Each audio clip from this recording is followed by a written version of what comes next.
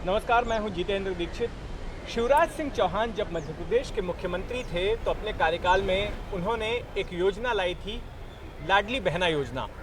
इस योजना के तहत गरीब परिवार से आने वाली महिलाओं को सरकार आर्थिक सहायता करती थी, एक रकम देती थी। और माना यह जाता है कि मध्य प्रदेश में बीजेपी की सरकार की वापसी में इस योजना ने एक अहम भूमिका निभाई थी। अब उसी तर्ज पर महाराष्ट्र की महायुति सरकार भी एक योजना लेकर आई है जिसका नाम दिया गया है मेरी लाडली बहन। तो इस योजना के तहत भी जो गरीब परिवारों से महिलाएं हैं उनको एक मुश्त रकम दी जाएगी। हर महीने ये रकम सरकार की ओर से उनके पास पहुंचेगी। लेकिन अभी एक हफ्ता ही हुआ है जब महाराष्ट्र सरकार का बजट पेश किया गया और उसमें ये ऐलान किया गया और हफ्ते भर के अंदर ही इस योजना को लेकर भ्रष्टाचार की शिकायतें आ रही हैं।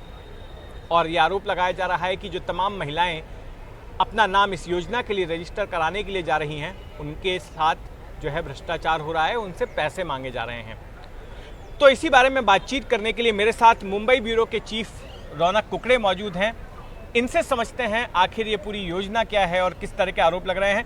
रौनक, सबसे पहले तो ये बताओ कि सरकार ने ये जो योजना की घोषणा की है, आखिर ये योजना है किस तरह की, किस तरह से अमल किया जाएगा और इस योजना पर अमल करवाने के लिए सरकार पर कितना आर्थिक बोझ आएगा, सरकार को कितना खर्चा करना होगा? कि देखिए, सरकार के अगर खर्चे की बात की जाए तो जो अजीत पवार की तरफ से जो राज्य के वित्त मंत्री है उन्होंने जो जानकारी दी कि लगभग 46,000 करोड़ रुपए का बोझा जो है वो सरकार की तिजोरी पर इस योजना की वजह से पड़ेगा। लेकिन सबसे बड़ी बात यह है कि सरकार ने ये योजना 3 महीने पहले, जब महाराष्ट्र की विधानसभा के चुनाव होने वाले उसके 3 महीने पहले इस योजना का अचानक ऐलान होता है और उसको जो नाम दिया गया है वो ये है कि मुख्यमंत्री मेरी लाडली बहना योजना। मतलब साफ है कि मुख्यमंत्री एकनाथ शिंदे चाहते थे कि इस तरह की कोई लोक लुभावन एक योजना जो है आए और उससे कहीं ना कहीं विधानसभा चुनाव में इसका फ़ायदा महायुति सरकार को हो सके। एकनाथ शिंदे की अगर इमेज की बात की जाए तो बहुत ही सादा तरीके का उनका व्यवहार है, बहुत ही एक्सेसिबल मुख्यमंत्री महाराष्ट्र के वो माने जाते हैं। जिस तरह से शिवराज सिंह चौहान की मध्य प्रदेश में एक इमेज बनी, मामा के तौर पर उन्हें जाने जाने लगा। हालांकि अगर शिवराज सिंह चौहान से एकनाथ शिंदे की कंपैरिजन इसलिए भी नहीं हो सकती क्योंकि बहुत लंबा कार्यकाल रहा है और लंबे समय से वो मध्य प्रदेश के मुख्यमंत्री रहे और वो पॉपुलर भी रहे। एक ही केवल योजना नहीं महिलाओं के लिए, उन्होंने कई योजनाएं लाई। लेकिन अगर एकनाथ शिंदे की बात की जाए तो उनकी सरकार ने कुछ दिनों पहले महिलाओं को जो ST यानी स्टेट रोड ट्रांसपोर्ट की बस होती है उसमें भी 50% उनके टिकट्स पर छूट दे दी थी, जिसकी वजह से बहुत महिलाएं अब जो तीर्थ यात्राएं होती है महाराष्ट्र के तमाम जो दर्शनीय स्थल है वहां पर ग्रुप्स के साथ जाने लगी है, जिससे कि अभी पैसा भी कम लग रहा है और उसकी वजह से ST महामंडल को भी फ़ायदा हुआ है। और एकनाथ शिंदे को ये लग रहा है कि अगर महिलाओं तक वो अच्छी इमेज के साथ पहुंचे तो इसका फ़ायदा कहीं ना कहीं आने वाले विधानसभा चुनाव में भी बिल्कुल एक बड़ा वोटर वर्ग जो है वो महिलाओं का है। लेकिन अब ये योजना तो आ गई है, लेकिन इसके साथ ही शिकायतें आ रही हैं कि इसमें भ्रष्टाचार हो रहा है, इसमें घूसखोरी हो रही है। किस तरह की शिकायतें हैं?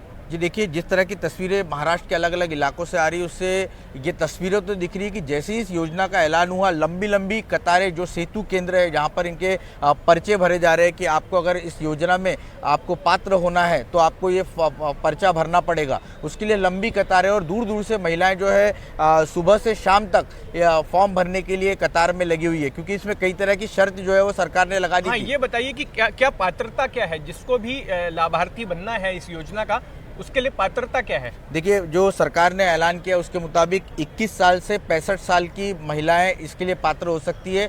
2.5 लाख रुपए से ज़्यादा उनकी आय जो है सालाना वो नहीं होनी चाहिए। इसके अलावा पहले सरकार ने एक और शर्त रखी थी लेकिन अब उसको हटा दिया, डोमिसाइल सर्टिफिकेट की, कि आपके पास डोमिसाइल सर्टिफिकेट होना चाहिए। लेकिन सरकार ने जिस तरह का रिस्पांस सरकार को दिख रहा है उसके बाद ये शर्त जो हटा दी है। लेकिन सबसे बड़ा जो उनको दस्तावेज वहाँ पर सबमिट करना होगा वो है उत्पन्न का दाखला, यानी आपका इनकम सर्टिफिकेट कितना है वो आपको कहीं ना कहीं वो देना होगा। और इसलिए उसको हासिल करने के लिए कई जगहों से इस तरह की शिकायत आ रही है। मतलब कुछ समय पहले जो जानकारी सामने निकल कर आई कि अकोला में एक अधिकारी जो कि पटवारी लेवल के अधिकारी है वो महिलाओं से 30 से 60 रुपए ये सर्टिफिकेट देने के लिए वसूल रहे थे। कुछ महिलाओं ने उनका स्टिंग कर डाला और वो जब खबर मीडिया में आ गई तो उसके बाद उस अधिकारी से तहसीलदार ने मुख्य तौर पर जवाब मांगा, लेकिन कोई जवाब अब तक नहीं दिया। उसे अभी फिलहाल निलंबित कर दिया गया है। मुख्यमंत्री एकनाथ शिंदे के कान पर भी ये सब बातें पहुंचने के बाद उन्होंने भी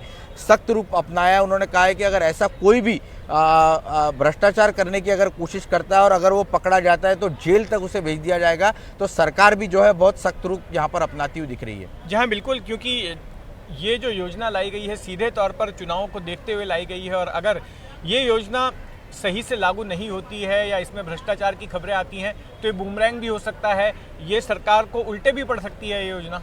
जी देखिए, निश्चित तौर पर फिलहाल तो सरकार ये कैलकुलेट कर रही है कि जिस तरह का रिस्पांस आ रहा है उससे साफ दिख रहा है कि सरकार को ये लगता है कि विधानसभा चुनाव में ये गेम चेंजर सरकार के लिए योजना साबित हो सकती है, क्योंकि जिस तरह से महिलाएं लंबी लंबी कतारों में लगकर सेतु केंद्र में अपने आप को रजिस्टर कराने की कोशिश कर रही है, उससे लग रहा है कि महिलाओं को कहीं ना कहीं इसका फ़ायदा पहुंचेगा और उसकी तब्दीली वोटों में भी होगी। तो अगर सही समय पर आपने जो मुद्दा उपस्थित किया वही सबसे बड़ा चैलेंज इस सरकार के सामने रहेगा। अभी पात्र किया जाएगा, उसके बाद पैसे ट्रांसफ़र भी करना है, और सबसे एक इम्पॉर्टेंट इसमें जो होगा कि वो ग्राउंड पर किस तरह से सरकार इस पर काम करती है, क्योंकि सरकारी अधिकारी एक अपने अलग तरीके से काम करते हुए अलग मशीनरी कही जाती है, और दूसरा पॉलिटिकल जो फोर्स है, पॉलिटिकल लोग चाहेंगे कि उनके यहाँ पर बैठकर ज़्यादा से ज़्यादा रजिस्ट्रेशन हो सके, जिससे कि वो उन मतदाताओं की पहचान कर सके कि भाई ये इनको हमने पात्र करवाया था, इनके फॉर्म हमने भरवाए थे, ले सके। हाँ, जिससे कि वो क्रेडिट ले सके, चुनाव में उनके रीच आउट तक कर सके। अच्छा रौनक, आपने जो है बात की पॉलिटिकल की, तो ये बताइए कि अब विपक्ष कैसे काउंटर कर रहा है, क्योंकि ये तो शिंदे सरकार का बहुत बड़ा दांव है चुनाव जीतने की खातिर, और दूसरी तरफ अगर महाविकास आघाड़ी जो विपक्षी गठबंधन है उसके भी जो है हौसले बढ़े हुए हैं, जिस तरह से लोकसभा चुनाव में उन्होंने जीत हासिल की, तो ऐसे में इस दांव को विपक्ष किस तरह से काउंटर कर रहा है?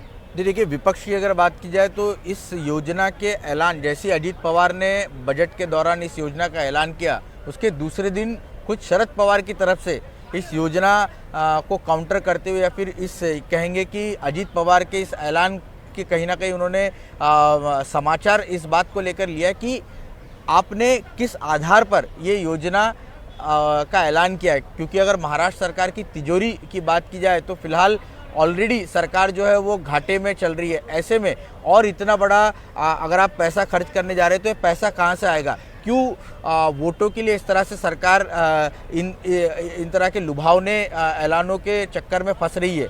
और जयंत पाटिल जो कि पूर्व मुख्यमंत्री रहे, एनसीपी के बड़े नेता है, पूर्व वित्त मंत्री रहे, उन्होंने भी सदन के अंदर भी कहा कि सरकार के लिए ये योजना जो है वो महंगी पड़ सकती है। सरकार इसे केवल लोगों को एक शगुफे के तौर पर पेश करने की कोशिश कर रही है, वोट हासिल करेगी और बाद में योजना को बंद कर देगी।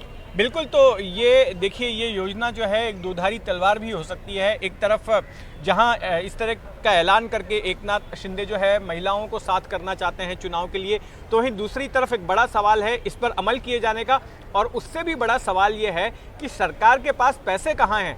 सरकार पहले ही कर्जे में डूबी हुई है, सरकार की तिजोरी की आर्थिक स्थिति खराब है, और ऐसे में चुनाव के मद्देनज़र ऐसी योजनाओं का ऐलान किया जा रहा है। तो इस सिलसिले में जो कुछ भी आगे होगा उस पर हमारी नज़र बनी रहेगी। आप भी अपनी नज़र बनाए रखें एनडीटीवी इंडिया पर। नमस्कार।